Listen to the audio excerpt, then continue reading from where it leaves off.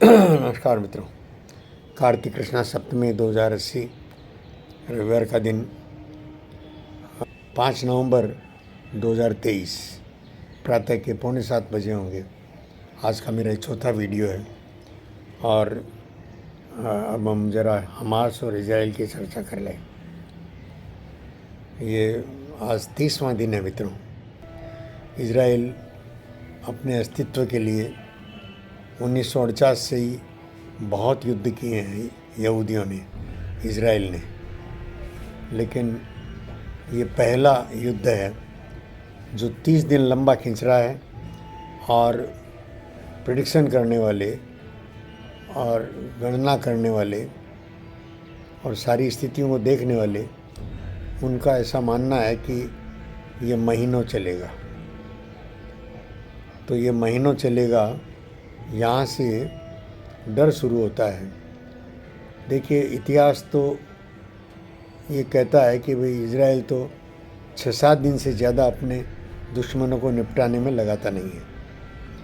इससे पहले भी चारों तरफ अरब देशों से, मुस्लिम देशों से घिरा हुआ ये इजराइल जो है, और एक साथ 5-5, 6-6 दुश्मनों से एक साथ लड़कर और सबको धूल चटा करके और 6-7 दिन में युद्धबंदी की घोषणाएं करता रहा है। लेकिन ये पहली बार है कि 30वां दिन है आज, और 30वां दिन है और इसमें पहले अस्पताल पर बम गिरा था तो इजराइल ने कहा था कि नहीं, ये हमास का ही रॉकेट है जो आधे में फट कर के गिरा और उसमें आग लगी।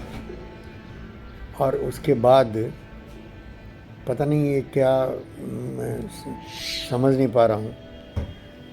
कहते हैं कि इजराइल ने ही स्वीकार किया कि नहीं, हमने ही वो रॉकेट छोड़ा था। अब इसमें से आपाधापी में युद्धरत देश जो है वो कई बार सूचनाओं का और एक संकट भी खड़ा हो जाता है। तो पहले सूचना गलत मिली होगी, नहीं मिली होगी, और इसकी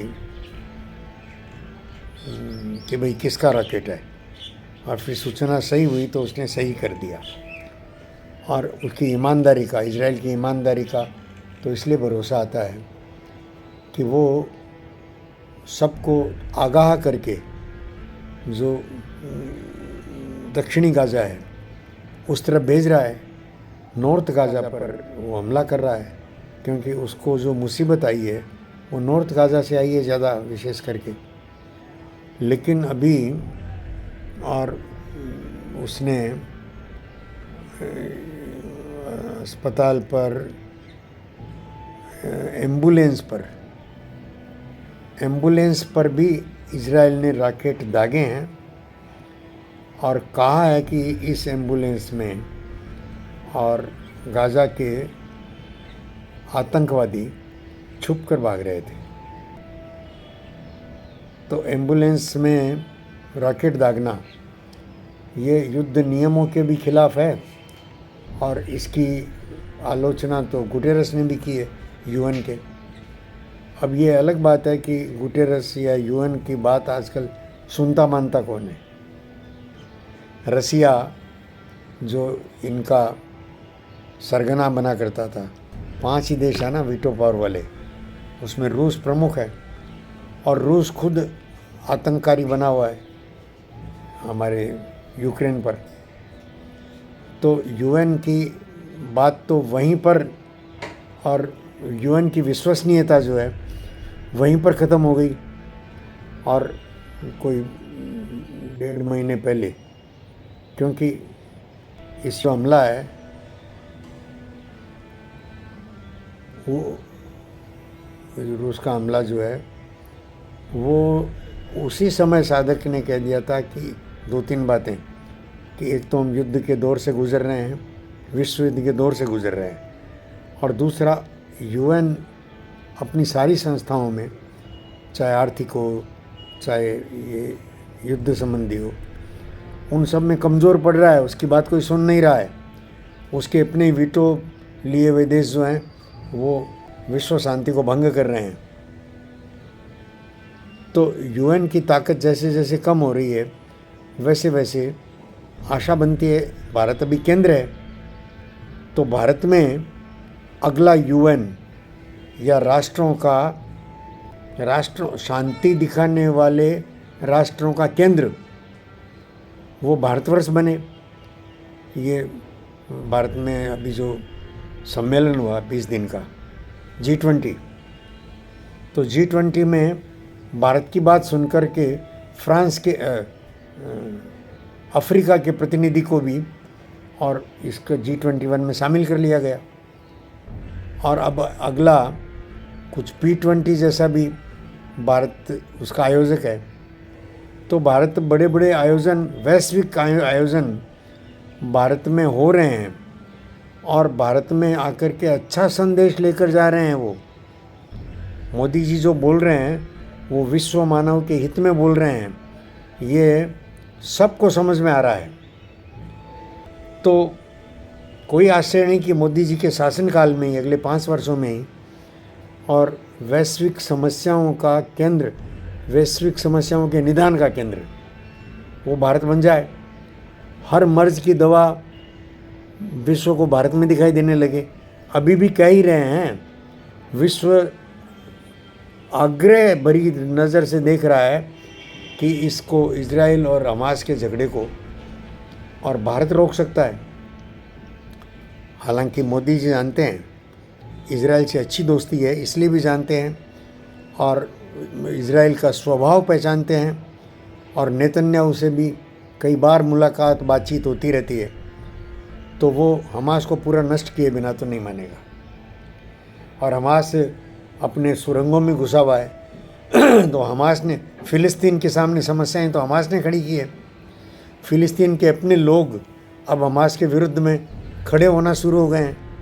वो कहने लगे हैं कि हमास का हमारे साथ कोई संबंध नहीं है और फ़िलिस्तीन अलग है, ये हमास अलग है।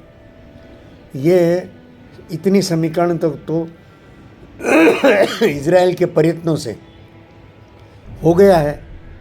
तो ये बड़ा काम हुआ है मित्रों। लेकिन ये एम्बुलेंस पर और स्कूल पर और जहाँ जहाँ शरणार्थी ठहरते हैं, शरणार्थी केंद्र पर, वो भी जो इजराइल के हमले हो रहे हैं और वो युद्ध नियमों के विरुद्ध, युद्ध नियम जो पूरे विश्व ने मिलकर बनाए, तो अब मुझे लगता है कि वो नियम भी लंबे समय से संकट में है। जब से रसिया आक्रामक बना है यूक्रेन पर, तब से वो जो नियम कानून है वो खुद अपनी ईयता खो रहे हैं। बदलेंगे, बदलना ही पड़ेगा। भारत में ये नमनीयता है मित्रों कि नियम, कानून, व्यवस्थाएं, मान्यताएं वो सब सहज बदल जाती है। जैसे आज के इस युग में, और एक्स्ट्रा मैरिटल रिलेशनशिप जो है वो, या कहें स्त्री का स्त्री से विवाह, पुरुष का पुरुष से विवाह, ये जो नए समीकरण और सेक्स संबंधी वो विश्व और भारत भी वो स्वीकार करने लगा है। अभी ऊहापोह की स्थिति में तो है। न्यायालय भी इस विषय में सटीक बोलने में असमर्थ है। जब एक पुरुष पुरुष से विवाह करके और कहता है कि मुझे गोद लेने का, संतान को गोद में लेने का अधिकार हो, या स्त्री स्त्री से विवाह करके और किसी संतान को गोद लेने का अधिकार मांगती है, तो अभी वो अधिकार देने में संकोच कर रहे हैं। और संकोच का आधार भी ये है कि एक छोटे बच्चे को, जिसको भी आप गोद लेंगे, उसको माता पिता दोनों चाहिए।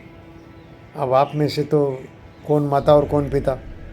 प्रकृति ने जो जोड़ा बनाया है स्त्री पुरुष का, उस स्त्री पुरुष के जोड़े में प्रकृति के अपनी योजना है, प्रकृति की अपनी व्यवस्था है। उस प्रकृति की व्यवस्था को तोड़ करके और नए नियम, नए कानून, नए प्रथाएं उनका चालू होना ऊहापोह में तो है अभी। लेकिन भारत की स्वीकृतियां जो है वो मित्रों इतनी बड़ी हैं कि वो किसी तरफ से भी और रास्ते खुल जाते हैं, रास्ते खोलता रहा है भारत। अरे विवाह के 8 प्रकार हैं भारत में, शादी के 8 प्रकार हैं, और कितना मानव को कितनी स्वतंत्रता, जितनी स्वतंत्रता भारत देता है मानव मात्र को, उतनी स्वतंत्रता अन्य कोई देश, कोई नियम, कोई कानून वो देता नहीं है मित्रों।